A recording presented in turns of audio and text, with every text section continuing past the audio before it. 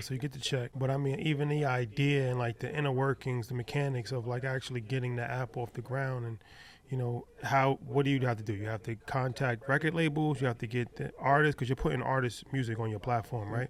So like you created your own streaming platform, pretty essentially. I mean, in many ways, we're not a stream. I mean, we're really not a streaming platform. Okay. We are really an infrastructure for artists to be their own streaming platform, whether it's video, audio, content, chat features. It's really about making the artists have the tools, or really allowing the artists with the tools to become their own DSP. So what is okay? So what is that? You reach out every artist independently. You reach out to the managers. Like, how do you market yourself to even get the artists to sign up to your platform? And how many artists do you have on your platform now? So right now we have 10,000 onboarded. We have 40,000 on the wait list. And then we have a network of about 5 million artists across our distribution and label partners. We just launched officially yesterday on April 8th. So over the course of the next 6 months, we'll have about 1 million artists on the platform. Wow. Yeah. But to answer your question, the way that we started, I just started calling everyone in the network, just like, yo, I have this idea. I want to sell music again in this new format.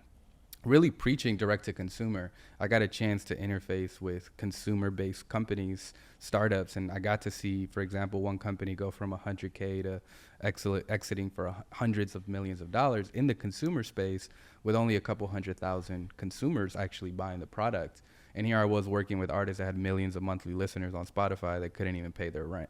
And really just focusing on that data and going to people at labels, management teams, and saying, yo, why don't you try selling music before you upload it to streaming platforms? And at first, a lot of people looked at me like I was crazy. I did thousands of calls and meetings, and people were like, nah, Mac, people aren't going to buy music again.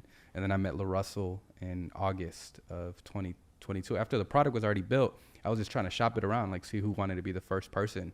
So I met LaRussell through JR. JR is now an advisor and a mentor, but he was working with LaRussell on that album. And JR called me one day. He's like, yo, I got your first artist. And I'm like, bro, you've said this before. But sure enough, he introduced me to LaRussell. And immediately, I mean, I remember my first conversation with LaRussell. He was like, everything you're describing, I'm already doing. Why should I come do it with you? And I was like, well, give me an opportunity to show you the power of the tool. And LaRussell didn't want to do it. Like the day we were supposed to launch, he pulled out. He was like, nah, I'm good. And I called LaRussell and I was like, look, LaRussell, if I can get 200 people to buy your album, just give me the clearance to let people actually buy it, and then you can make up your mind. And he's like, if you get 200 people to buy my album, I'll announce this on my social media. And in 24 hours, I did 134 sales. And I called him disappointed. I was like, man, LaRussell, I only did 134 sales. He's like, you got 130 people to buy my album? I was like, yeah. On your platform? Yeah, showed him the revenue. And he's like, all right, bet, I'm going live on Instagram. And then he made 27,000 in the first 24 hours on the platform. So how did you get people to buy his album? I just called everyone on my network. Everyone. Friends, family, everyone. Everybody I knew I was literally texting everyone. I was like, yo, buy this album. Yo, buy this album for me. How much was he selling it for? It was $1 minimum. Yeah. But it was pay what you want. So fans could literally pay whatever they want. Yeah. So the people that's on platform now, is it all pay what you want, or is it like a set $5, $10 for an album? It's up to the artist. Now, I will say 99% of the releases are pay what you want. We encourage our partners to do pay what you want. What was interesting, we didn't call it pay what you want at first. We called it name your price. So the idea of pay what you want was originally name your price. I mean, companies like Bandcamp have done it for a long time. We just changed the narrative after working with LaRussell. It just made sense, like pay what you want, right? Like pay what it's worth to you, instead of this idea of like name your price. Felt a little, it didn't give any power to the creator, and then we just stuck with it, and it's been that way. We've only done maybe, I don't know, 10 releases where like they have a fixed rate, but the pay what you want always outweighs any of those releases. So how does that work for the infrastructure? So if the artist makes the pay what you want, and it goes from, I know it's scaled, right? So you can set it at $1, yep, but you can go up to, is it capped at 1,000? No, the cap is 10,000. 10,000? So that's the max a fan can pay currently. So 10,000, and it goes from product to customer, right? how does the platform actually, is there the fees associated inside that purchase? How does it work for you guys from a business standpoint? So on the business side, we take a 20% rev share on every transaction on the platform. Okay. But that's inclusive of transaction fees, PRO fees, currency conversion. So we have 135 currencies on the platform, and then 22 global payment methods. All of that comes out of even side.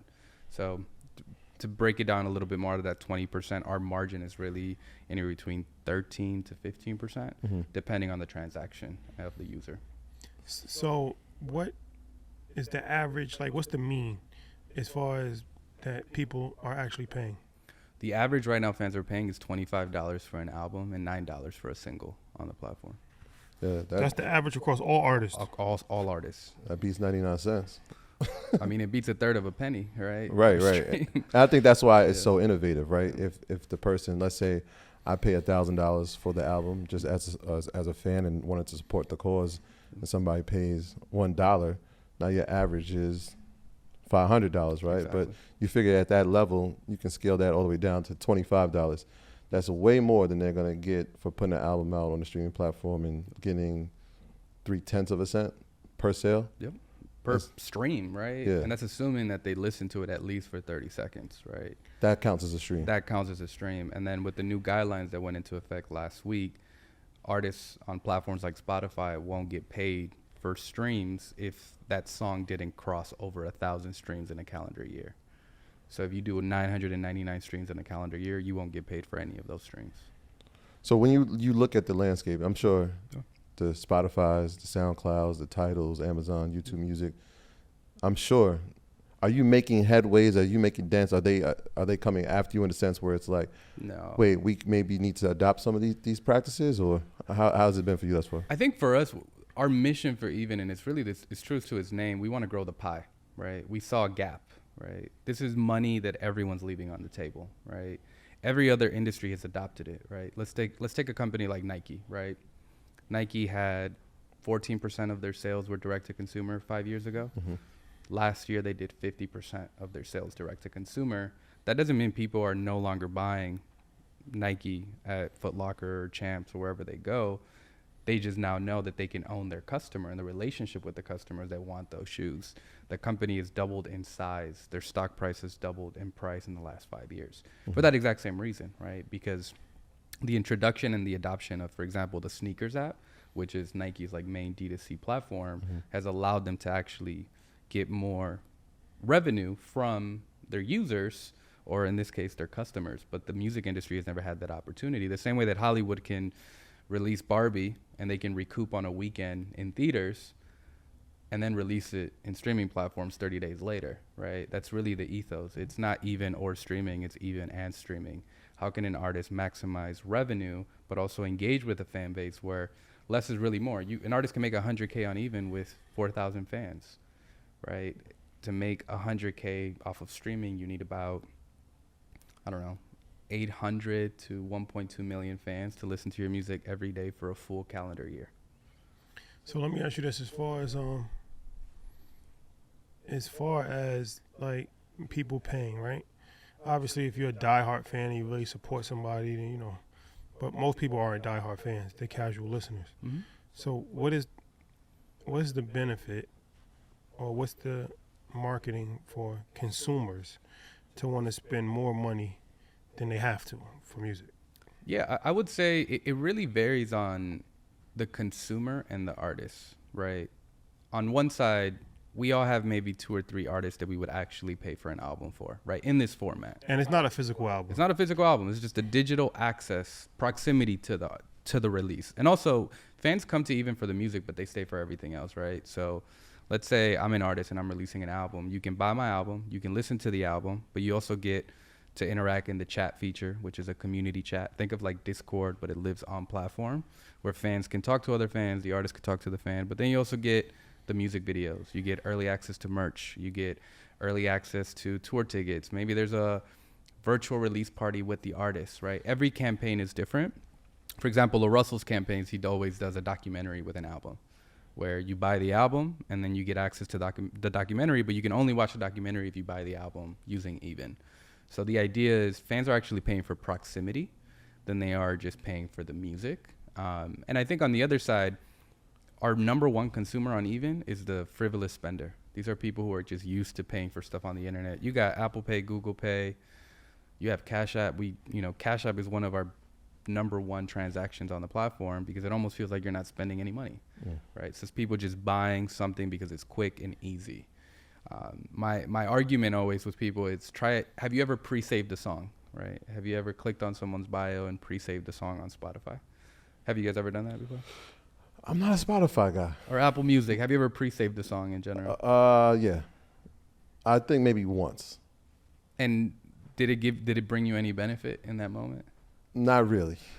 And Not that's how really. the music industry operates now. Kind of just gotta wait. You just gotta wait, right? Yeah. The conversion, the ROI doesn't make sense for anyone. It doesn't make sense for the artists. It doesn't make sense for the fans. Labels, distribution companies, and independent artists are spending all this money just to get pre-saves that doesn't reward anyone. Just to have the song When it gets released. When it gets and released. it gets uploaded. The ROI should be just like any other consumer, right? We need an actual transaction to happen, and the transaction should be in dollars and not just clicks, right? So that's kind of the ethos, and that's how we work with, we work with distribution companies and record labels now. They at first were skeptical, like no one's gonna pay for a release. But one fan pays $25, right? You're talking about the equivalent to 50, 60,000 streams in a matter of seconds, right? Mm-hmm. That revenue can really make a dent on an artist who just got a $50,000 advance. And we're seeing artists recoup on their advances before it goes to streaming, which never happened because it was impossible to recoup before you released to DSPs. Yeah. So this is it. So 2022, you get the check. Yep. A couple of questions here around that. It's number one, how did you figure out the pricing needed or funding needed to get this off the ground? But you've been in beta phase for 2 years. Correct. And so what have you learned throughout that process about the funding, that you know now? Well, I mean, I had I didn't go to college, right? So like I barely graduated from high school. And honestly, like I always make the joke that I have no like formal training in anything. I don't really know how to do anything. But I did have an upper hand because I had an opportunity to work for a venture fund for 5 years.